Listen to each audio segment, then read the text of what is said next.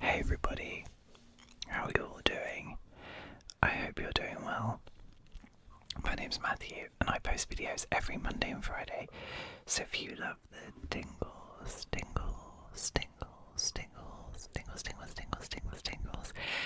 then please do hit that subscribe button because you are in the right place. Now, today's video is the day before my birthday. Yay! So, as a birthday present to me, please do hit that subscribe button and give this video a like. A cheeky little YouTube plug there for you. As this video goes live, I will be sat in a theatre in London watching The Lion King. The Lion King. The Lion King. I've never seen it before. Loads of my friends have. My mum's seen it twice. She's cried.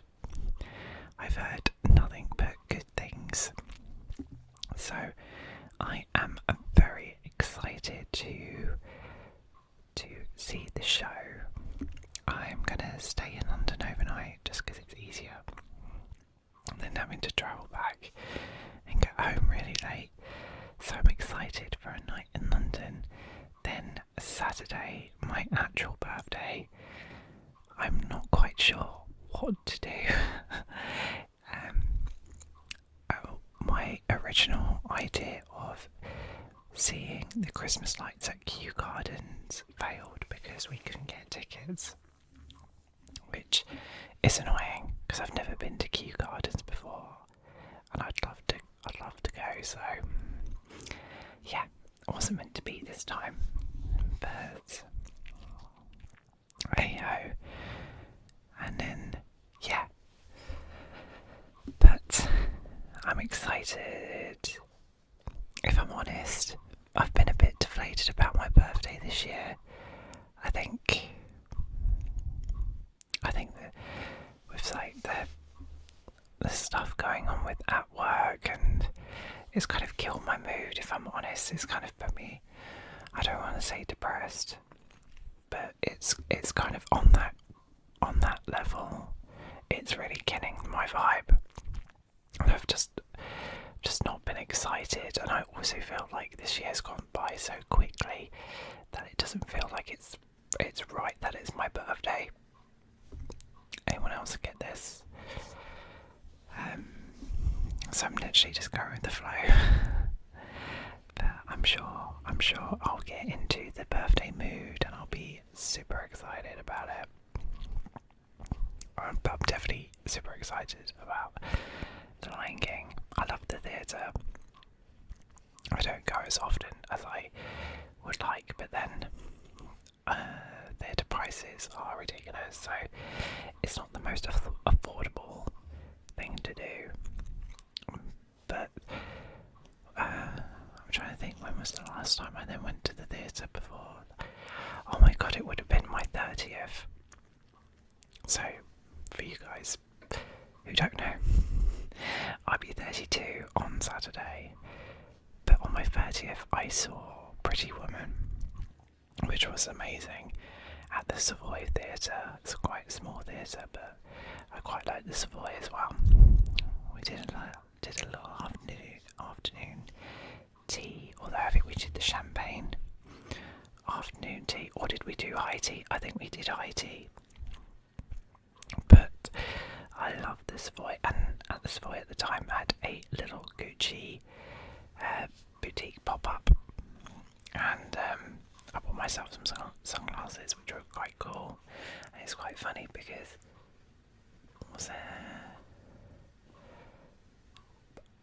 I think for my 30th birthday my boss actually gave me the History of Gucci book, which is on my shelf just over there, which you can't see. Anyway, enough about that. I will give you guys an update on Monday's video on happened over the weekend and my thoughts on The Lion King. But tonight's true crime story is as heartbreaking as it is chilling. So, before we begin, get cozy, grab your favourite blanket, or get yourself comfortable in bed. Either settle down with a cup of tea, or just lay back and close those eyes. And let's dive into the case of Skylar Neese. Please note that this case discusses sensitive topics, so please take care whilst you're listening. So, Skylar Annette Neese was born on February 10th, 1996, in Morgantown, West Virginia. She was the only child of Mary and Dave Neese.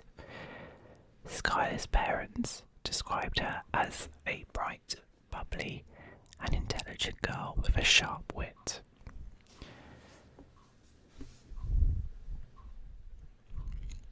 She was a high school honours student and had dreams of becoming a criminal defence attorney. Skylar was loved by everyone who knew her. Her smile lit up every room she entered. In high school, Skylar became close friends with Sheila Eddy and Rachel Shove. The trio seemed inseparable, constantly posting selfies and messages about their friendship on social media. But as with many teenage relationships, cracks began to form beneath the surface. Skylar often felt left out as Sheila and Rachel's bond grew stronger, creating tension within the group. Sheila was known for her charisma and bold personality, while Rachel was quieter.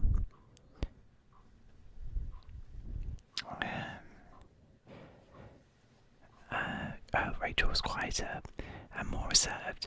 Skylar, the balance between the two, often found herself caught in the middle of their shifting dynamics.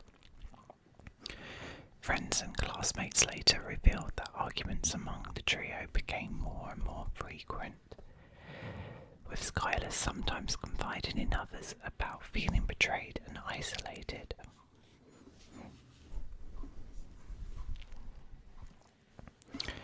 On the night of July 5th, 2012, 16-year-old Skylar returned home from a shift at Wendy's.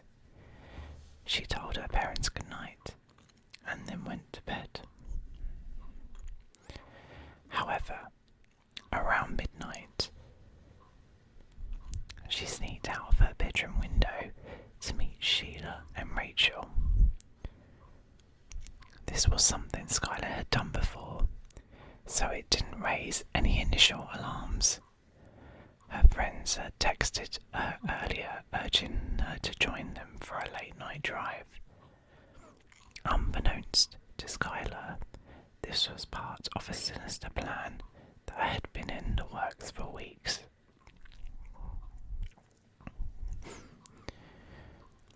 The next day, Skylar's parents noticed that she was missing. Her bedroom window was open and had a bench placed beneath it.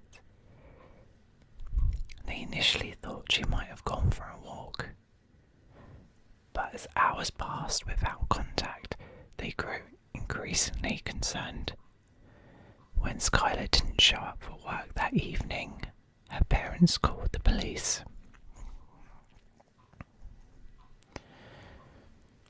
At first, investigators treated Skylar as a runaway, which unfortunately delayed a full-scale search. but surveillance footage from the family's apartment complex showed Skylar willingly getting into a car around midnight. Sheila and Rachel admitted to picking Skylar up, but claimed they dropped her off nearby after a short drive. They even described the night as uneventful, stating that they simply had driven around and talked. As weeks turned into months, Skylar's parents tirelessly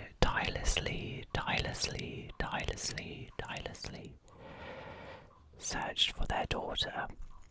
They distributed flyers, organised vigils, and appeared on local news outlets. Despite their efforts, the case seemed to stall. Sheila and Rachel continued attending school and even comforted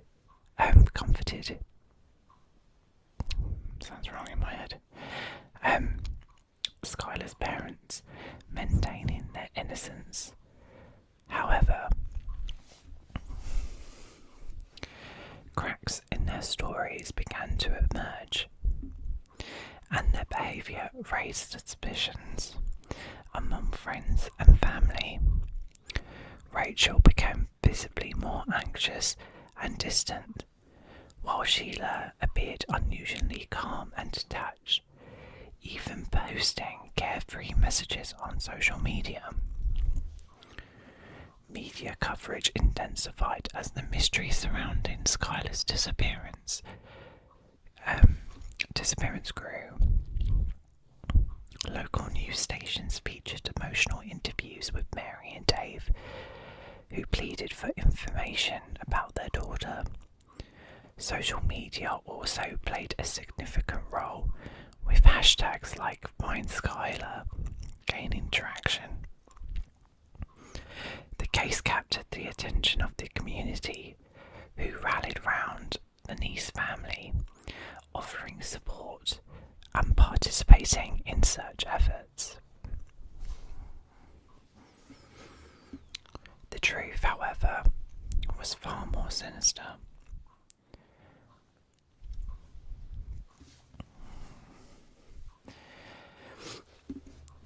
In January 2013, Rachel had a breakdown during an argument with her parents.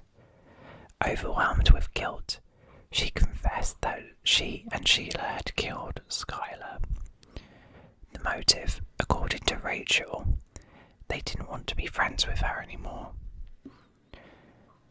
Yeah, that seems reasonable action, right?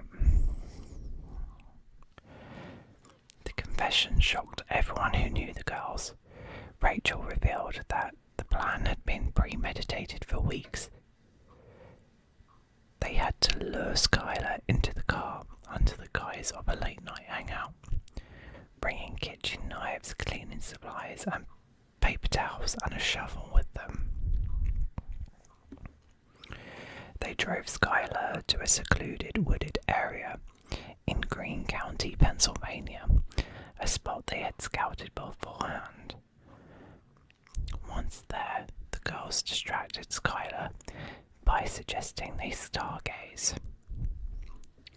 As Skylar turned away, Sheila and Rachel attacked her with the knives they had brought. Skylar fought back fearlessly, even managing to grab Rachel's knife at one point, but she was ultimately overpowered. Oh God. Her last words were reportedly, "Why? Why? Why? Why?" Rachel led investigators to the remote location where they had left Skylar's body. Due to the snow and wildlife, her remains were not immediately identifiable. Forensic testing later confirmed the remains were Skylar's. The discovery both brought heartbreak and a sense of closure to the grieving family.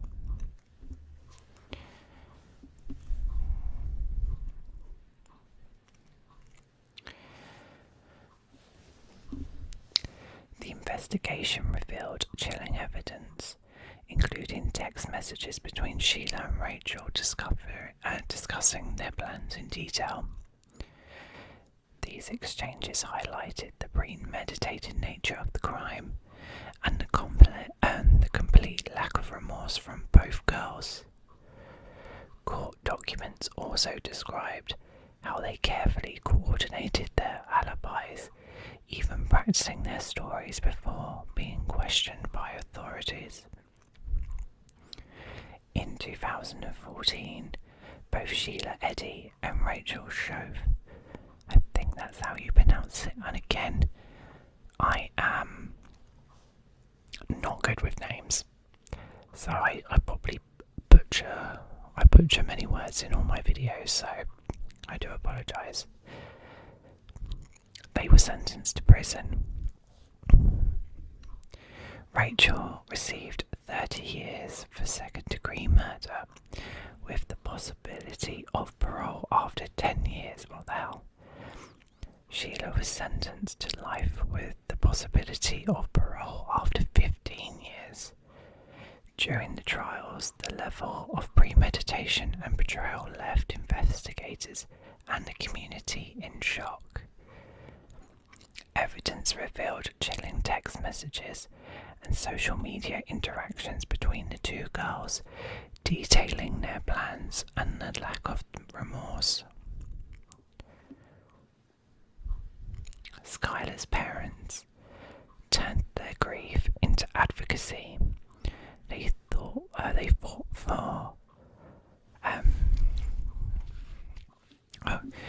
fought for and helped pass Skylar's Law in West Virginia, which requires Amber Alerts for all missing children, even those who have been believed to have run away. The law has since become a vital tool for locating missing teens before it is too late.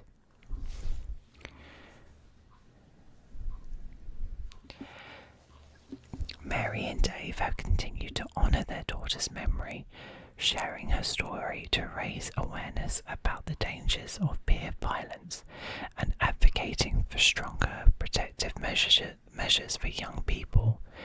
Community members deeply affected by the case organised memorials and events to remember Skylar and to spread awareness about the importance of addressing warning signs in relationships, especially among teenagers.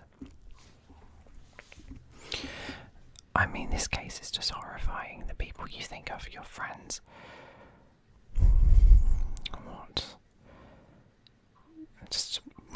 What the actual hell? That poor girl.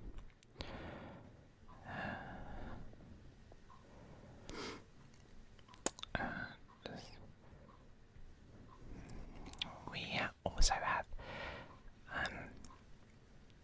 an article from ABC News that was done on, which was published on April 12th, 2024. When Skylar Neese went missing from her West Virginia home after midnight on July 6, 2012, two of her best friends took to social media to express their fears and hopes that Skylar would be alive.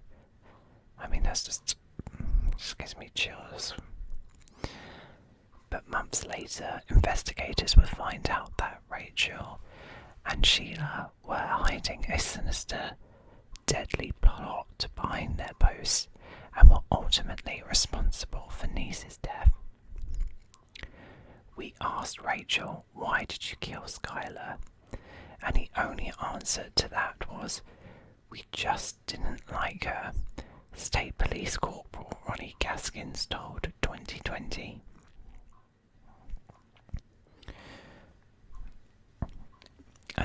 An all-new 2020 episode, airing Friday, April 12th at 9 p.m.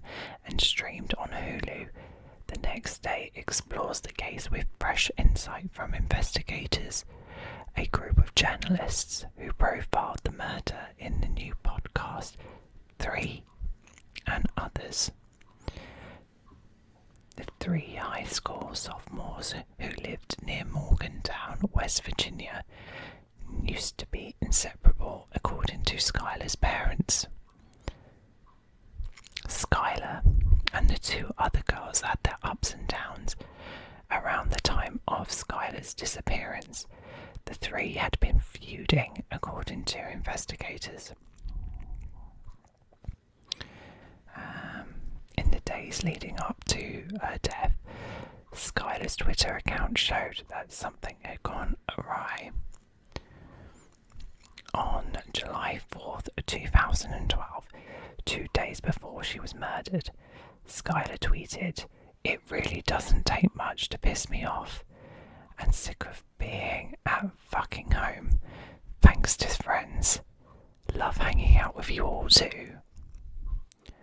The day before she was killed, Neese tweeted, "You doing shit like that is why I can never completely trust you."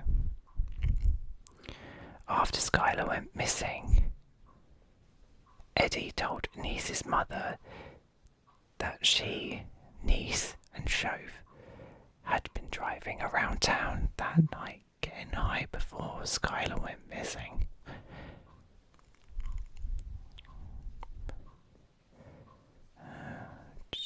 I've just lost my place, bear with me.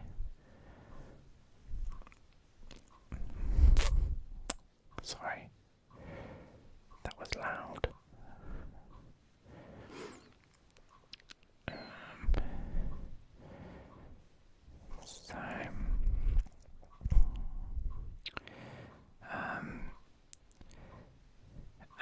After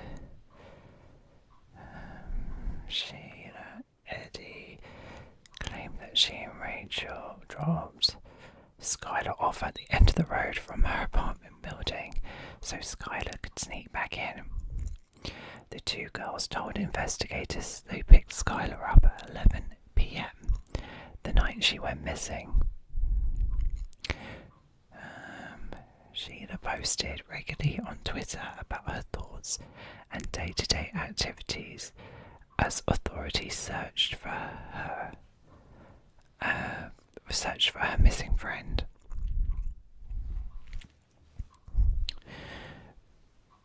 Sheila also posted about their friendship with Rachel, but the investigation into Skylar's disappearance continued, with the FBI ultimately getting involved. Suspicion mounting that the girls were harbouring a secret.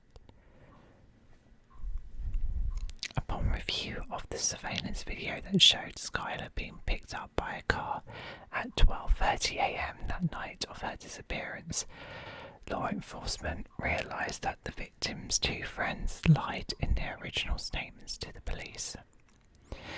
Video footage from a nearby convenience store, as well as cell phone records, confirmed Charles' two friends' story. Investigators said they knew they had lied, but had no idea what they were hiding or why. Suspicions mounted and the community was dividing in their support for Sheila and Rachel's claims. A few months after Skylar's disappearance, Rachel suffered a nervous breakdown following weeks of probing by investigators. On January 3rd, 2013, she confessed to investigators that she and Sheila had stabbed Skylar to death. Judge Perry Joe DeChristopher, who helped investigate the case when she was an assistant prosecutor, told 2020 that her office was skeptical about Rachel's confession. If one co-conspirator gives a statement against another co-conspirator, you really have to use it as a starting point to corroborate the facts, she said. However, Rachel gave information that led authorities to Skylar's remains, which were found in a wooded area over the Pennsylvania state line, about 20 miles from Star City, West Virginia. During her January 2013 confession, Rachel had told authorities how she says she and Sheila had planned Skylar's murder. The plan was to pick Skylar from a house at night and drive to a remote area to smoke marijuana. Once they were in the woods, Rachel said the plan was to count to 3, then stab Skylar to death. Authorities say that Skylar was found with over 50 stab wounds. Attempts were made by investigators to get Sheila to incriminate herself, including having Rachel wear a wire, but they were unsuccessful. Eventually, investigators conducted a search warrant for Sheila's house, and confiscated her computer, phone and tablet, knives from the kitchen and a car from the residence, a Toyota Camry. An FBI analysis from the car found Skylar's blood, DNA in the trunk of the vehicle.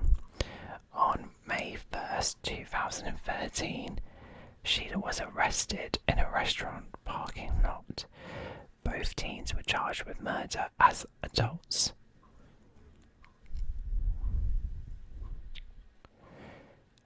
Sheila pleaded guilty to first-degree murder for her role in the killing.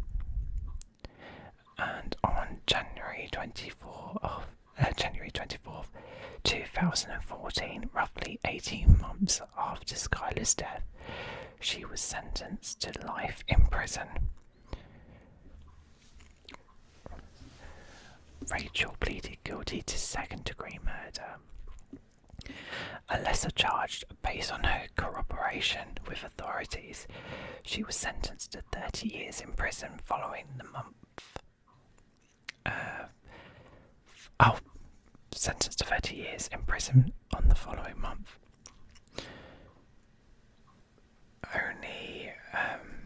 Only Rachel apologised to Skylar's parents during the plea deal.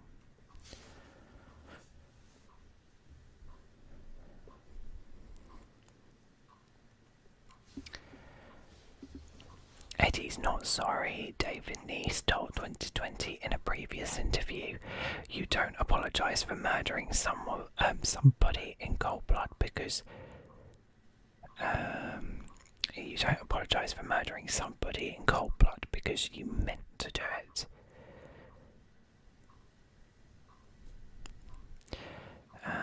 Rachel was denied parole last year. Skylar's family and friends and others from the town are still numb from the wound left by the murder.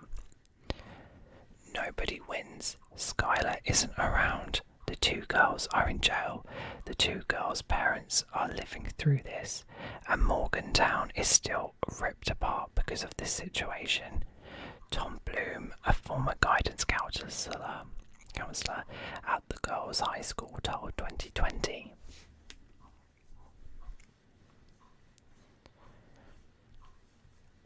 Oh, that's the end of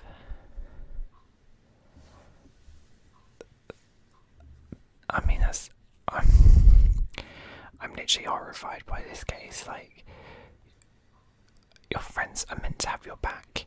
If you don't like someone, then you just stop hanging out with them. You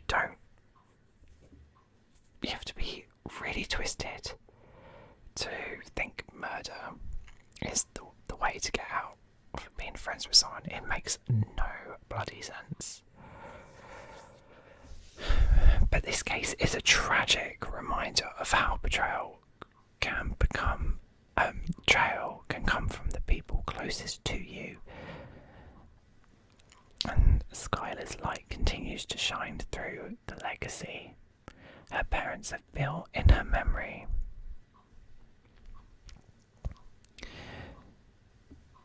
Thank you for joining me tonight.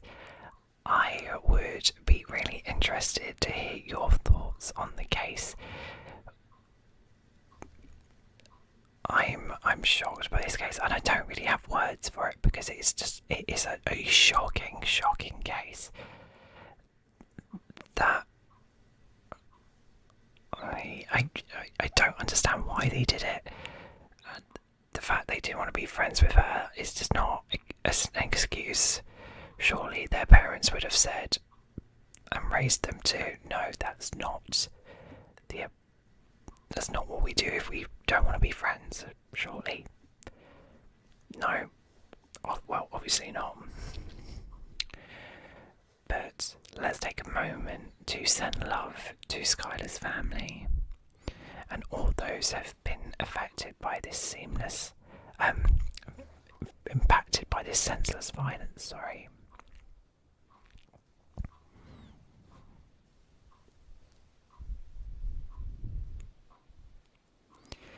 If you enjoyed the story and would like to hear more, then don't forget to like and subscribe. And leave a comment below of any other cases you'd like me to cover.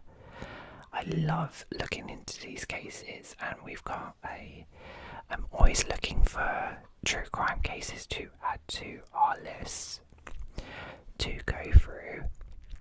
And yeah, I hope you enjoyed the video. I hope you found it to be super relaxing.